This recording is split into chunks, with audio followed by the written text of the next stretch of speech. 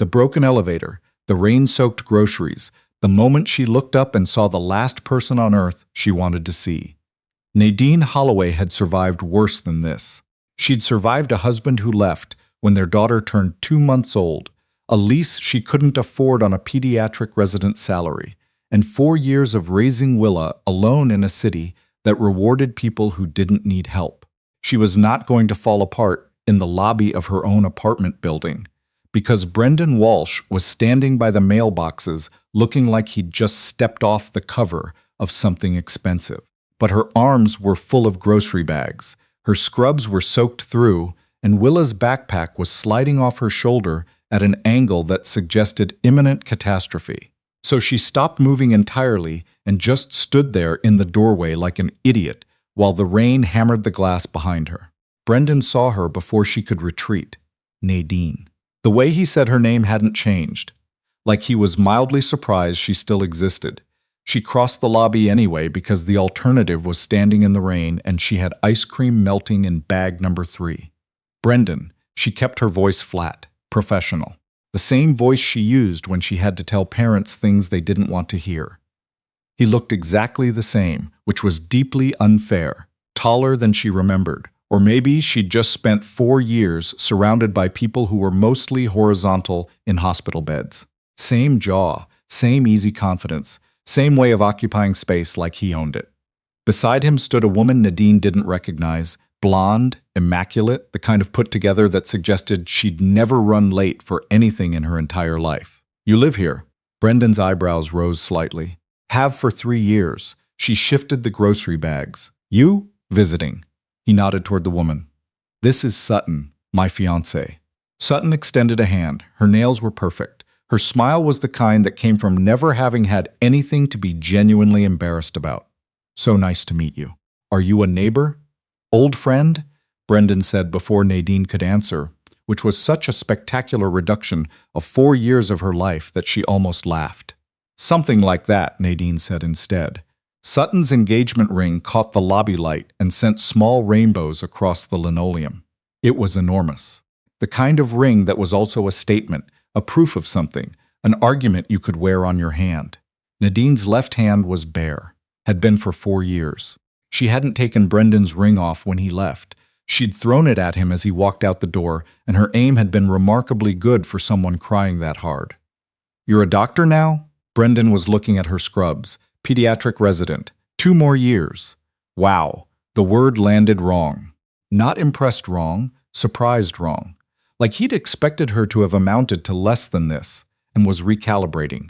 "That's great, Nadine. Really." She wanted to say something cutting, something that would make Sutton look uncomfortable and Brendan look small. Instead, she said, "Congratulations on the engagement," because Willa had taught her that the most powerful thing you could do was mean it when you said something kind to someone who didn't deserve it. She took the elevator upstairs and let herself into the apartment quietly in case Willa was asleep. She wasn't. She was at the kitchen table doing homework, with her tongue pressed to her upper lip in concentration, the way she always did when math was involved, the way Nadine had done at that age, the way Nadine's mother still did when she was proofreading something. "Mom." Willa looked up. "You're wet. It's raining. Why didn't you use an umbrella? Why didn't you ask me to bring one earlier?" Willa considered this with the seriousness of a child who was 5 years old and already had opinions about logical consistency. "Fair point," she said. Nadine set the groceries down, dried her face on a dish towel, and stood in her own kitchen breathing for a moment. Outside, the rain was still falling. Somewhere downstairs, Brendan Walsh was probably telling his beautiful fiancée about the woman he used to date who was doing just fine on her own, actually. She made Willa dinner. She read her 2 chapters of the book they were working through together. She put her to bed with the nightlight shaped like a crescent moon that Willa had picked out herself at the drugstore and declared necessary for human survival. Then she sat on the couch and stared at the wall for 20 minutes and tried to figure out why seeing Brendan Walsh in her lobby felt like getting the wind knocked out of her. Not because she missed him. She was certain of that. 4 years had done the work that grief does eventually. It had turned the wound into a scar, smooth and permanent, but no longer raw. She didn't miss Brendan. She missed the version of herself who had believed in something before it fell apart. She was still sitting there when her phone rang with an unknown number. She almost didn't answer. Resident Brain said it could be the hospital. Resident Brain 1. Dr. Holloway. Is this Nadine Holloway? The voice was male, low, unhurried, the kind of voice that assumed it would be listened to.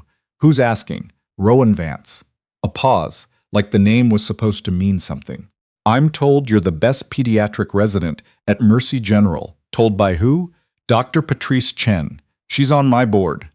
Nadine sat up straighter despite herself. Patrice Chen was the head of Mercy General's pediatrics department, and the woman Nadine most wanted to be when she grew up, professionally speaking.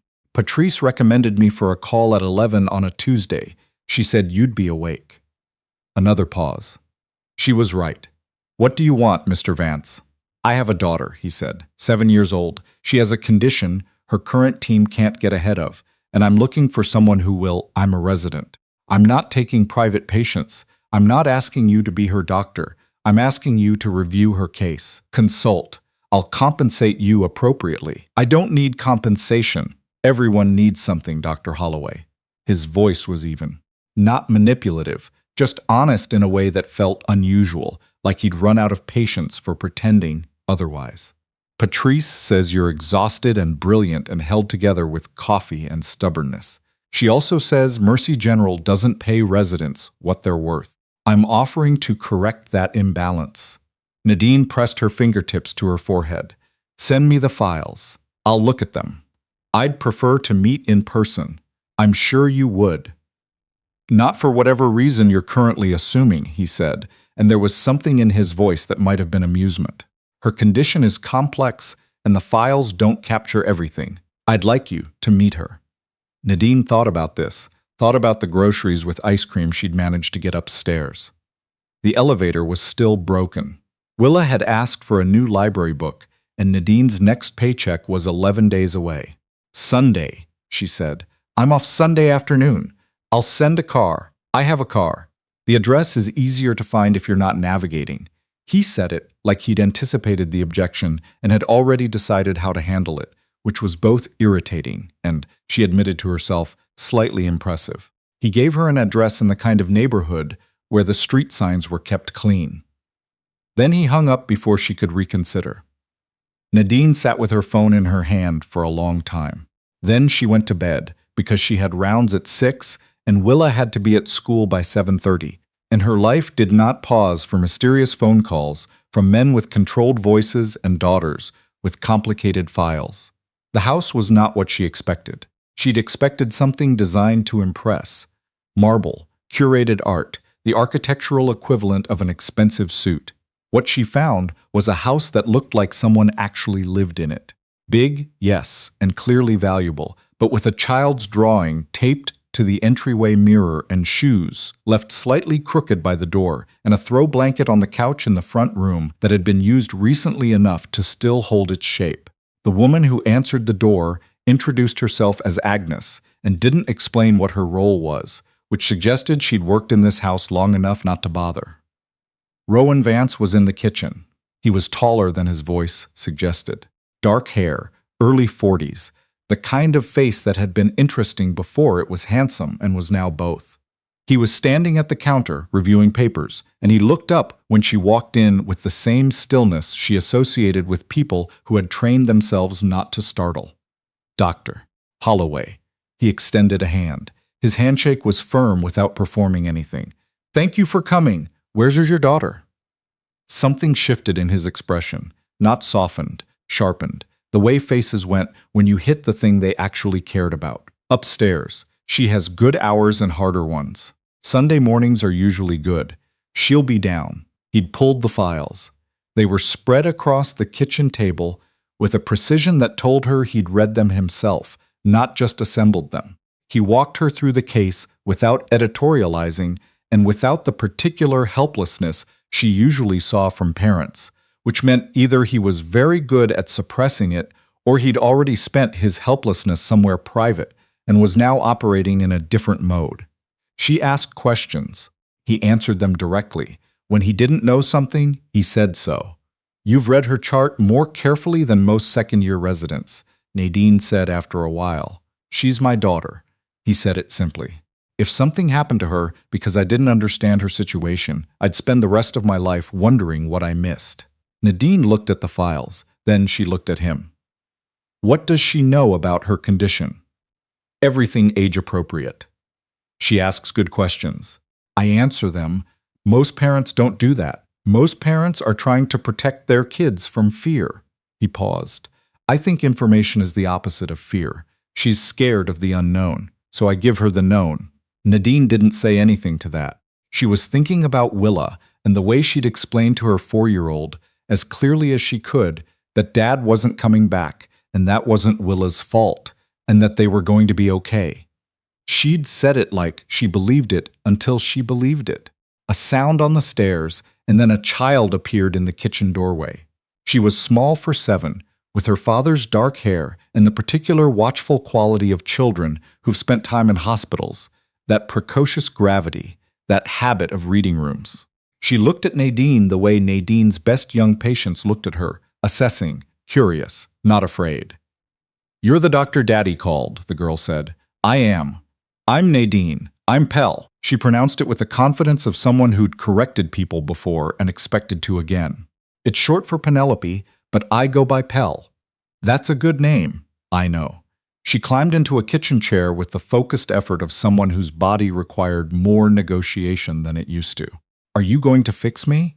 Nadine looked at this small, serious person who was asking the question directly because she'd been raised in a house where direct questions got honest answers. She sat down across from her. I'm going to try to understand what's going on with you first. Then we figure out what to do about it. Pell considered this. That's what all the other doctors say. It's true for all of them. It's true for me, too. Nadine folded her hands on the table. The difference is I'm going to keep trying after the first answer doesn't work. Pell looked at her for a long moment. Then she looked at her father, then back at Nadine. Okay, she said. I can work with that. Rowan Vance, across the table, said nothing, but something Isn't expression had shifted into something Nadine didn't have a name for yet.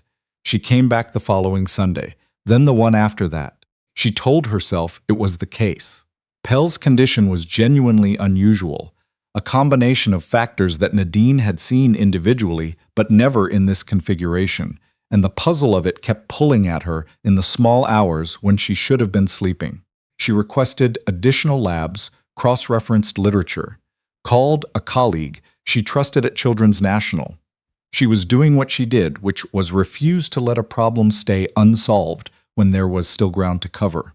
But she also stayed for dinner 3 Sundays in a row without being asked, and on the 4th Sunday she brought Willa, and she noticed that she'd stopped noticing how big the house was.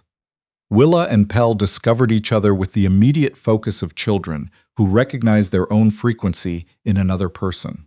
Within 40 minutes, they were in Pell's room, with the door closed, doing something that involved significant amounts of construction paper and periodic bursts of laughter.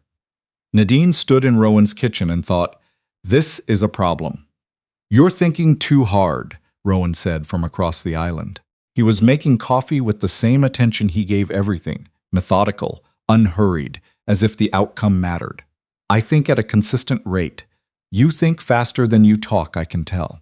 He set a mug in front of her. What's wrong? Nothing's wrong, Nadine.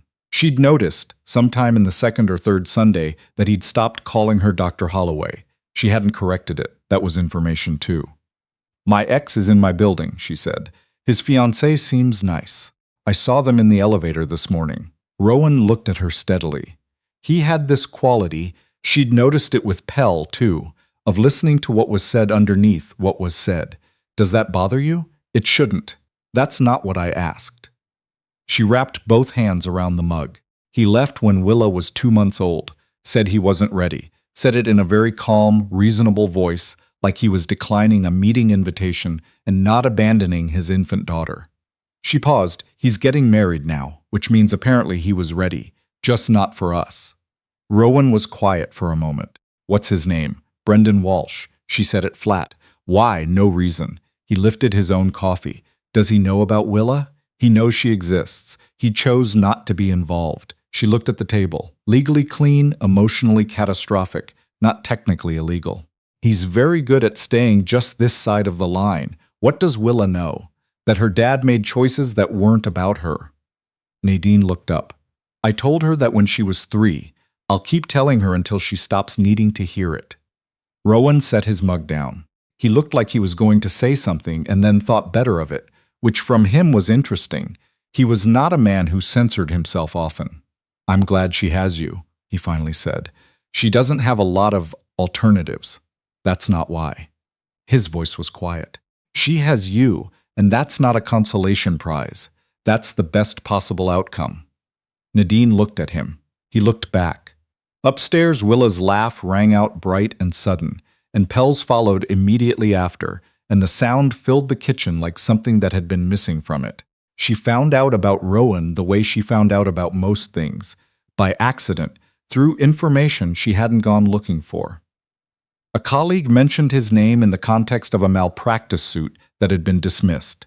Then she found a profile in a business publication from 3 years back that described Vance Capital as having operations across multiple verticals, in language designed to be technically accurate while revealing nothing.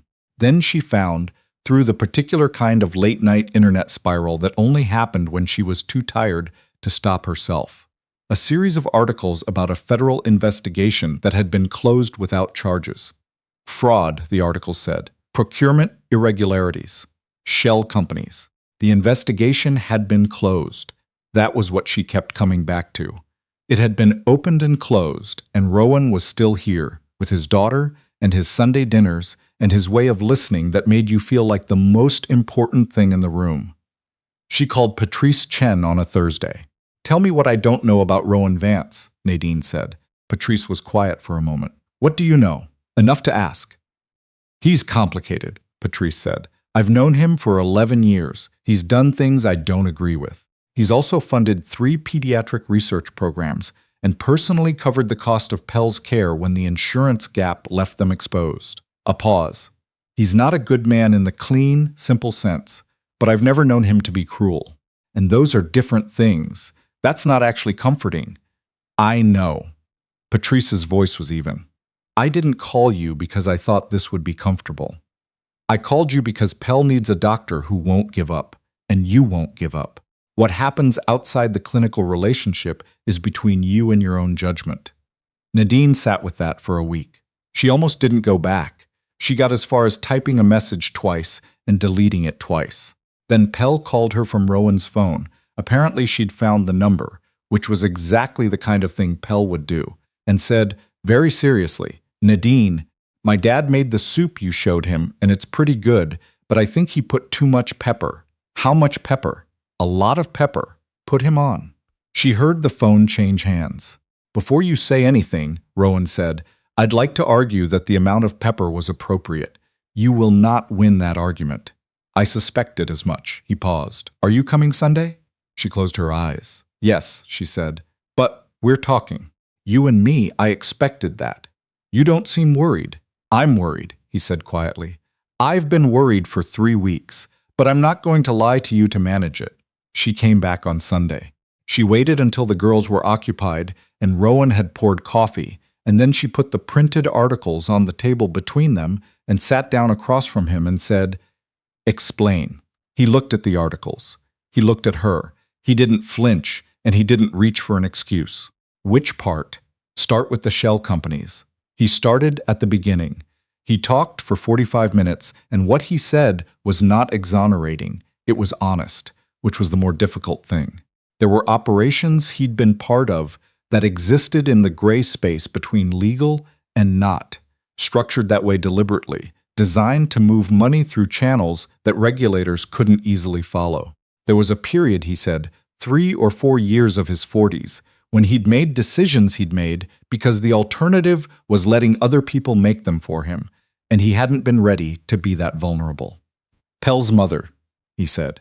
She left when Pell was 18 months old, said she couldn't live in my world. She was right. He said it without bitterness, just the particular flatness of a fact that has been fully processed. After that, I started making different choices. The investigation you read about, I cooperated. Fully. Gave them everything. They closed it because what I gave them was more valuable than charging me. You turned on people? Yes. And those people know that. He met her eyes. That's why Pell has security she doesn't know about. That's why I know things about the people around me that they haven't told me directly. I'm not going to apologize for protecting my daughter. I will explain every piece of it if you ask. Nadine looked at him. He was the most honest person she'd been lied to by, which she was aware made no sense as a sentence and was completely accurate. When you called me, she said slowly. Patrice's recommendation. Was that real? Patrice did recommend you. That part is real. He paused. I also had you checked out before I called, background, financials, the residency reviews. I needed to know who was coming into my house. She sat with that for a moment. Did you find anything useful? I found out you're exactly who you present as. He said it quietly, which is rarer than you'd think. And yes, I knew about Walsh before you told me. The name, the situation. I knew when I saw it in your file. She felt something cold move through her chest. Did you know he was in my building? Rowan said nothing. Rowan, I knew he'd moved into that building 2 weeks before you saw him in the lobby. His voice was careful. I didn't put him there. But I knew. Why didn't you tell me? Because I didn't know how to explain why I knew without explaining the rest of it. And I wasn't ready to lose you yet. She stood up. Her chair scraped back loud in the quiet kitchen. You investigated me. Yes. You knew things about my life that I hadn't told you. Yes. And you decided. Her voice cracked in a way she hated. What? That you'd just use it to what, Rowan? Understand how to. No. He stood too, but he didn't come closer. I knew things and I kept them separate. I never used them. What you told me yourself. The residency? Willa Brendan? I already knew the outline. But I needed to hear it from you, in your words, because that's different. That's you choosing to trust me. I wasn't going to manufacture that. She stared at him. That's not actually better. I know. You can't just investigate people and then decide your intentions make it fine. I know that too. He looked at her steadily. I'm not asking you to forgive it. I'm asking you to believe that I am not the same person who started that first phone call. And I'm asking you to believe that I would rather lose you now, honestly, than keep you through something I didn't earn. She looked at the table. The articles were still there. His coffee was going cold. Tell me one thing, she said. Brendan Walsh. Did you know about him before you called me? Was this? No. His voice was firm. Pell needed a doctor. Patrice named you first, second, and third and refused to name anyone else. I called you because of Pell. Full stop. He waited. Everything after that was not strategic. Everything after that was me trying to figure out what the hell was happening to me and making it worse at every step. Nadine pressed both palms flat on the table. She was very tired, the kind of tired that wasn't about sleep. I need to think, she said. Take the time you need. Don't call me. I won't. She got Willa, said a quiet goodbye to Pell that she managed to keep steady, and drove home in the dark. Willa fell asleep in the back seat halfway through the drive, and Nadine listened to her breathe and tried to decide what kind of person she was. The kind who ran from complicated because complicated had hurt her before, or the kind who'd spent 4 years building something real from nothing and knew, better than almost anyone, that real things were not clean. She didn't know yet. She gave herself until morning to figure it out. She was still awake at 3 a.m. when her phone lit up with a message. Not from Rowan. From an unknown number. Dr. Holloway. You don't know me. My name is Garrett Hale. I'm an attorney. I represent clients with interests in Rowan Vance's former business activities. I think you should know that the man you've been spending time with is currently under renewed federal scrutiny. I'd be happy to share what I know for your protection. Nadine stared at it. Then she screenshot it and forwarded it to Rowan with a single line. Someone's watching. Thought you should know. She was asleep by 3:30. In the morning, she called Patrice. Tell me honestly, she said. Is Rowan Vance going to end up in a federal case? Honestly, I don't know. Patrice paused. But I know that if he is, he'll face it directly. He doesn't run. It's the one consistent thing about him. That's a strange quality to admire. Most admirable things are strange. Another pause. What are you going to do, Nadine? She looked at Willa eating cereal across the kitchen, completely absorbed in the task, completely unaware that her mother was standing at the window, having some kind of quiet reckoning with her own life.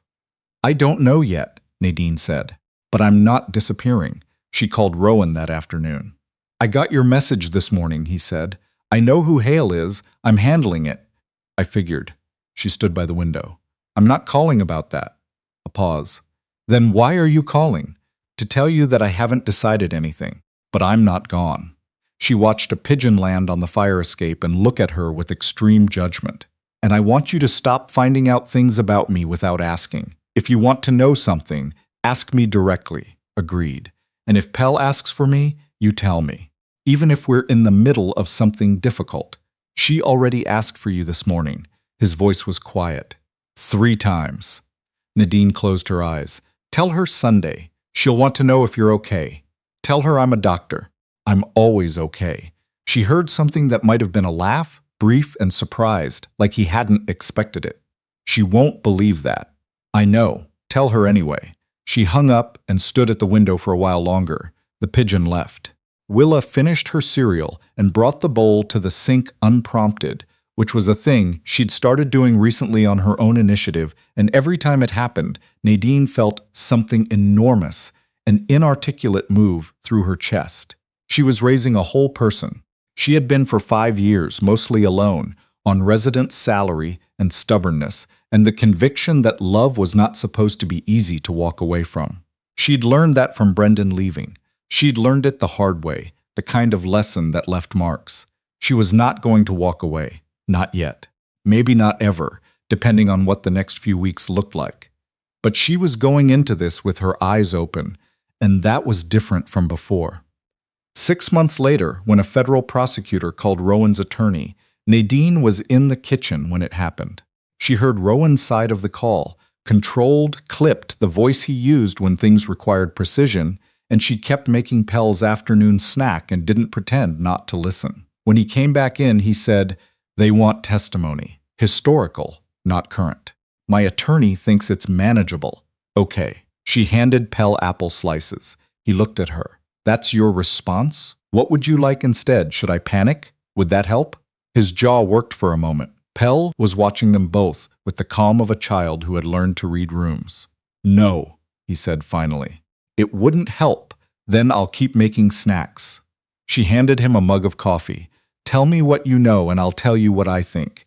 That's how we do things now, he told her. It took 2 hours and most of the coffee. Pell fell asleep on the couch partway through, wrapped in the blanket that had been on the chair when Nadine first walked in and had somehow migrated to wherever Pell happened to be, which Nadine had come to understand was one of the organizing principles of this house. When Rowan finished, he looked at her across the table the way he'd looked at her on that first Sunday, like he was reading something complicated and couldn't quite believe what it said. You're still here, he said. I'm still here. She wrapped her hands around her mug. You should know that I'm the worst person to try to scare away. I spent 4 years eating leftovers at midnight in a hospital break room because I didn't know any other way to get what I wanted. I don't rattle easily. I know. He was quiet for a moment. I know that about you, and I need you to know, she continued, that if this goes sideways, if the legal situation becomes something I can't bring Willa into, I will leave. I will not stay out of stubbornness when it stops being safe for her. That's non-negotiable, understood, but short of that. She met his eyes. I'm not going anywhere. His expression did the thing it did sometimes, that brief unguarded moment, quickly controlled. I'm going to get this right, he said. The rest of it. Us, Pell and Willa, the way I do things. I'm working on it. I know you are. She glanced at Pell, small and asleep and breathing steadily, which was still the first thing Nadine checked when she entered a room with her in it. I see it every week. They sat in the quiet kitchen while their daughters slept. Rowan's hand was on the table between them, not reaching, just there. Nadine set her mug down and covered it with hers. Neither of them said anything else for a while. Outside, the city was doing whatever cities do after dark. Restless, ongoing, indifferent to the small dramas inside the lit windows. But inside this particular house with a child asleep on the couch, and coffee going cold, and two people choosing each other with the specific, deliberate care of people who knew exactly how things fell apart. It was quiet. The right kind of quiet. The kind that meant something was being built. 3 years later, Nadine would tell Willa the story in pieces. The way you told children real things. Not all at once, not sanitized, but in the order they could hold it. She'd tell her about the lobby, and the rain, and running into someone who'd hurt them both, without ever meaning to be accountable for it. She'd tell her about a phone call she almost didn't answer. She'd tell her about a little girl named Pell who asked her the most direct question anyone had ever asked her and looked at her like the answer actually mattered. She'd tell her, years later when Willa was old enough to understand it, about the file, the background check, the things that had been known before they were said. She'd tell her how angry she'd been and how she'd sat with it, and what she'd decided. Willa would listen in the way she listened to everything, completely, missing nothing. And then she'd ask, the way she always asked the question that mattered. Was it worth it? And Nadine would look at her daughter, who was brilliant and certain and more herself every year, and she'd look at Pell, who was healthy now in ways she hadn't been when they met. And she'd look at the apartment they'd all eventually, slowly made their way to together, and she'd say, it wasn't simple. But yes, even the hard parts, especially the hard parts. Nadine would squeeze her hand. The hard parts are how you know what you're actually choosing. Anyone can stay when it's easy. Willa would think about this with the seriousness she gave everything. What about Brendan? She'd ask. She always asked eventually. She had her mother's instinct for the unfinished thing. And Nadine would say what she always said, because it was true and it had taken her a long time to believe it. He made a choice that wasn't about you, and everything that came after was better because of what he left room for. It wasn't a fairy tale. It was something more honest than that. A story about a parking garage elevator that broke at the right time, about a phone call she almost didn't take, about two daughters who found each other in a room full of construction paper and immediately recognized something essential, about choosing someone not because they were uncomplicated, but because they showed you who they were and kept showing you, even when it cost them. Nadine had been a resident who was too tired to dream when it started. She became a doctor, then a published author of a single medical ethics paper that Rowan read 3 times and quoted back to her incorrectly every chance he got. Then someone who ran a consultation program for under-resourced pediatric clinics because she remembered what it felt like when the answer wasn't available if you couldn't pay for it. She became, in other words, someone she would have been startled to recognize at 29. Soaking wet in her lobby with grocery bags and a 5-year-old on her hip, watching her past walk across the marble floor toward the mailboxes. She was glad she hadn't run back into the rain. She was glad she'd answered the phone. She was glad she'd stayed at the table long enough to hear the whole truth. Even when it was difficult, even when it took the kind of stubborn love she'd originally cultivated out of sheer necessity. Some people found their way to real things through beauty or luck or the smooth certainty of knowing exactly what they deserved. Nadine had found hers through a broken elevator, a complicated man, and the particular endurance of someone who had learned, the hard way, that ordinary life could become extraordinary, not by accident, but by choice. Every day, despite everything. One stubborn, deliberate choice at a time.